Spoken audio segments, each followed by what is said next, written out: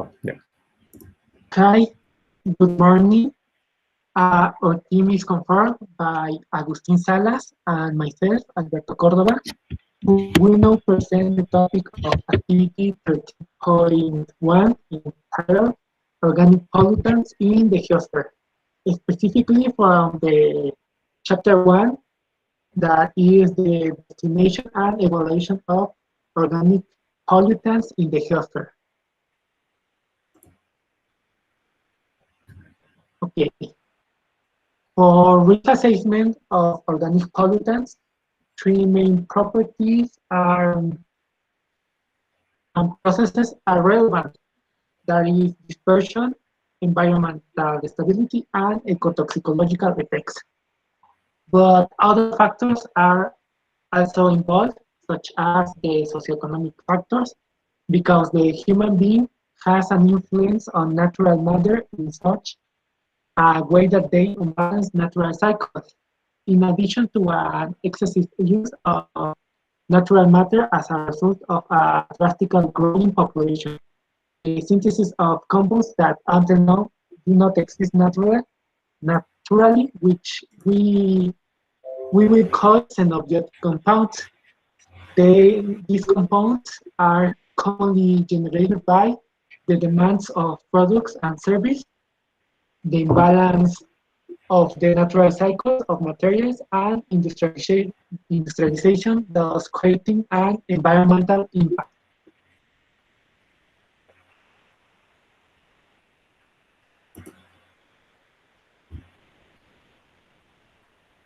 Okay. Usually, the parameters that are used to evaluate the environmental relevance of pollutants, it comprise three aspects: the distribution and dispersion of pollutants at local or regional level, but more importantly is that a global and a long-term scale. In other case, the ecotoxicological effects and their environmental stability.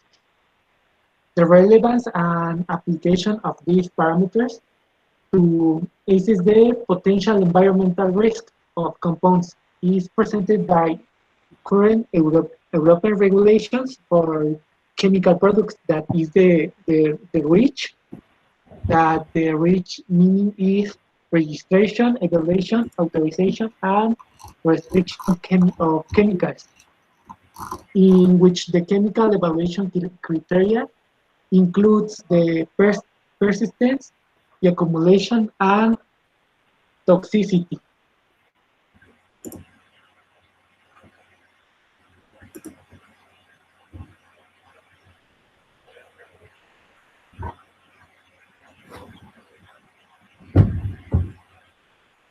Now, when it comes to the dissemination of organic pollutants in natural systems, we're going to have two main mechanisms, which would be transport and also transfer. And the main difference that we're going to have in this case would be that when you're talking about transport, you're going to be talking about the movement within a single homogeneous phase. And when you're talking about transfer, you have two different phases. Now, back to transport, the sequence of events that would be at play would be that you have a localized emission source, and after that, the compounds have a movement process, which eventually leads to the disappearance processes that happen after a while. And in this case, when you're talking about transport, you're going to have a series of mechanisms, which would be advection, convection, and diffusion, also retardation, the transport via particles, and also the density separation. Now, like I was mentioning previously, when you're talking about transfer, you're going to be talking about the distribution between two different phases. And these phases can be on a, I guess you could say, regional or local scale. And you would be talking about maybe water and air, or maybe air and particulate matter. But you can also take these on a much larger scale, which would include the hydrosphere, the atmosphere, or the pedosphere. And in this case, the mechanisms that we would be discussing would be dissolution in water, also wet deposition, evaporation into the atmosphere, and desorption of particles, sediments, or soil. Now, in the next slide, we can see some examples of atmosphere and also groundwater transportation systems.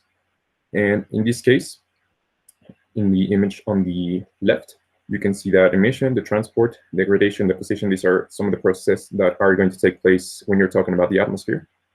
And when you're talking about groundwater transportation, you have transport via particles, advection, also dispersion and diffusion, retardation, and degradation.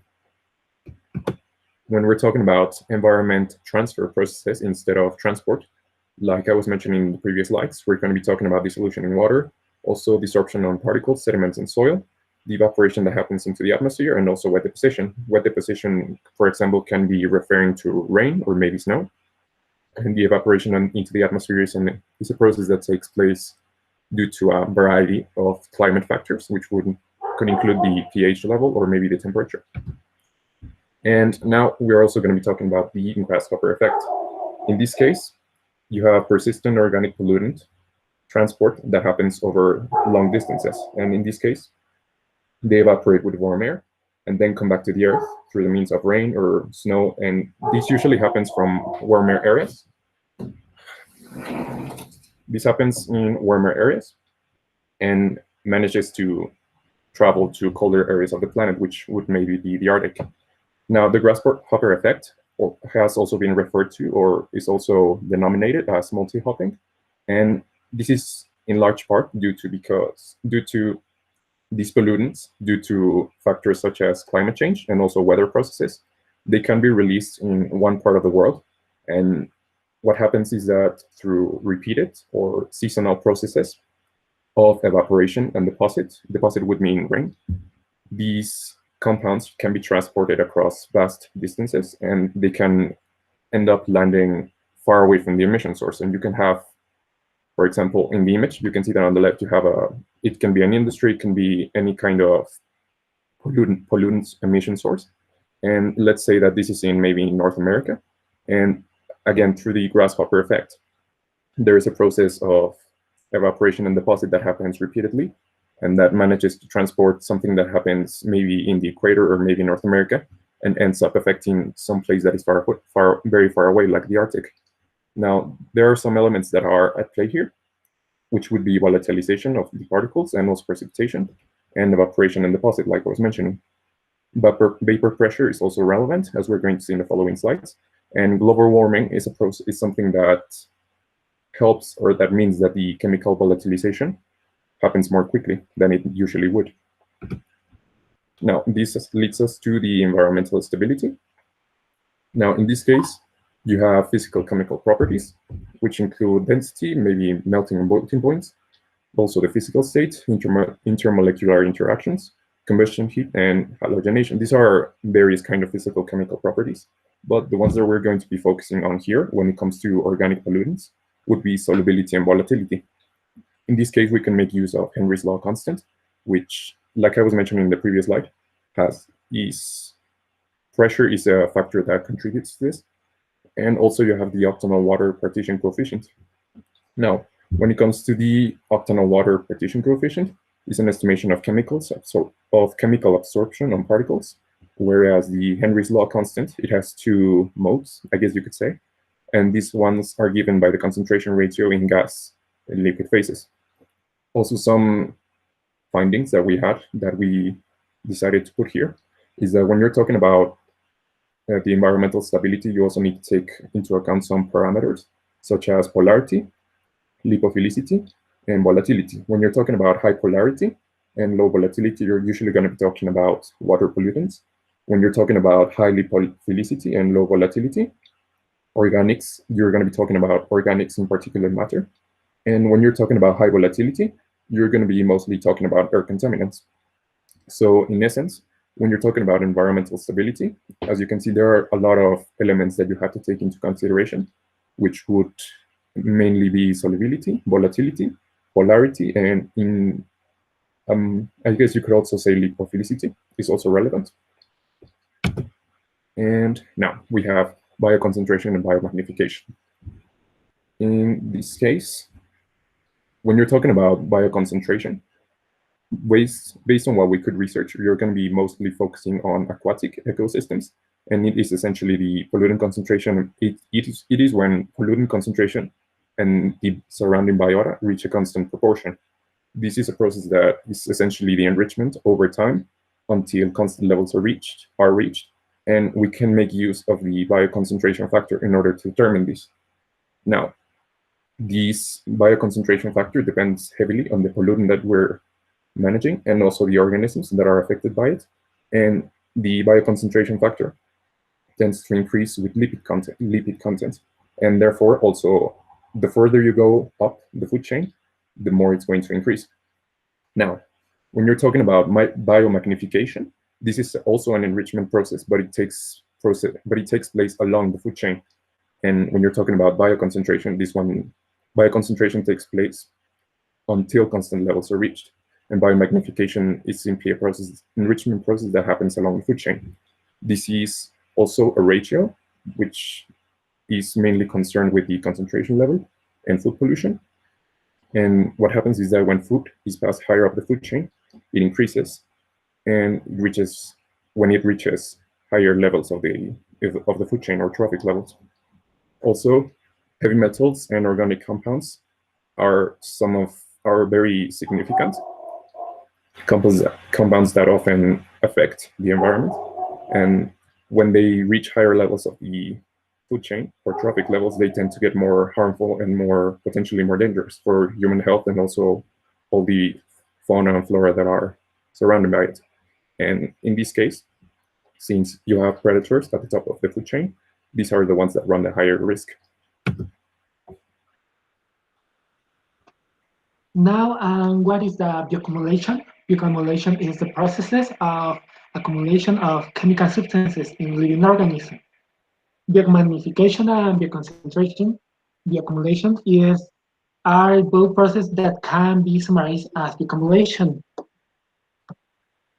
As we can see in the following diagram, there is a relationship between the trophic levels, contamination levels, and bioaccumulation processes, in which we can see that when the level increases within the chain, contaminants also increase.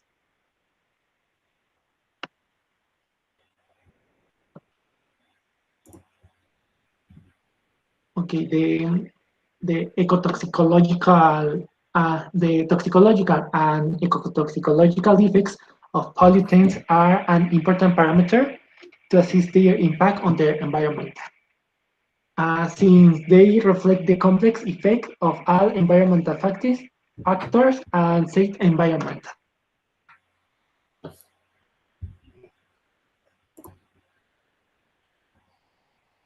Okay, and let us remember that toxicology is a science that identifies, studies, and describes the dose, nature, incident, severity, reversibility, and generally the mechanisms of toxic effects produced by a xenobiotic that damage the organisms, while ecotoxicology studies the effects of pollutants in all ecosystems, trying to explain the causes and forecast the probable risks.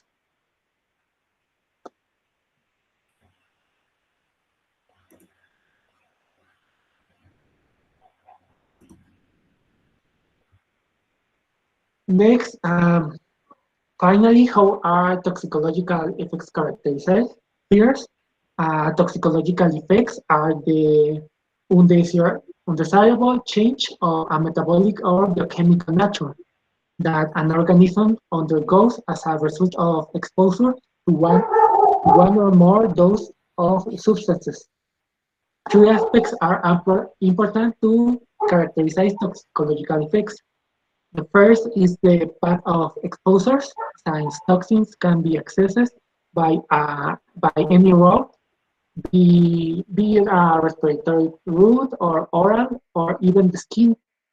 Next, the second is the frequency and amount of absorption. That is how often did you ingest the contaminant and what dose? What is the dose of that contaminant? And finally, the the temporal lag of effect, that is when the effects of the poison arise. It can be now or in the past of the years?